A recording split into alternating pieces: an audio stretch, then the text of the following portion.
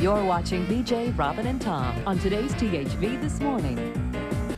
Pilots from all over the country gathered in Pine Bluff for the annual Memorial Day aerial competition, and our photojournalist Kerry Barber got to fly along with one of the past champions.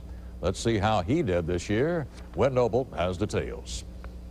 Fly until you're told to come down or you feel that it's safe, you have to land for fuel. Eric Williams is part of the group, the California Red Tails, and he's been flying since he got his pilot's license in '96. I'll joke, I'll laugh, but once I get in the airplane and start it up for a competition, I'm out to beat you.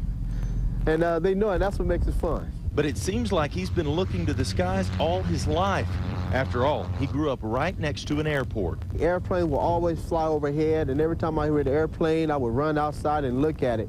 Sunday's competition of the Black Pilots of America is special to Williams, not only because it takes place on Memorial Day weekend, or because the competition is put on to honor the black pilots of the past. Williams says for him, the story goes much deeper. I wanted to join the military, but I couldn't because I have asthmatics, and when you're asthma, you can't join the armed forces, so that shot my hopes down of being a pilot, so I thought. It wasn't until a few years later that another opportunity to fly opened up for Williams. A pilot talked to Williams about becoming a domestic pilot since he couldn't be a military pilot. But that man wasn't just any pilot. He was John Whitehead, one of the legendary Tuskegee Airmen. I would sit down with him and ask him to tell me about his stories of escorting the bombers and going into different places in Italy and coming home and low on fuel, and it was just fantastic. That inspiration propelled Williams to go after his license. Okay, here we go. And he never looked back. If I went to fly to LA and in mid-flight say, oh, let's stop here for dinner on our way, I can do that.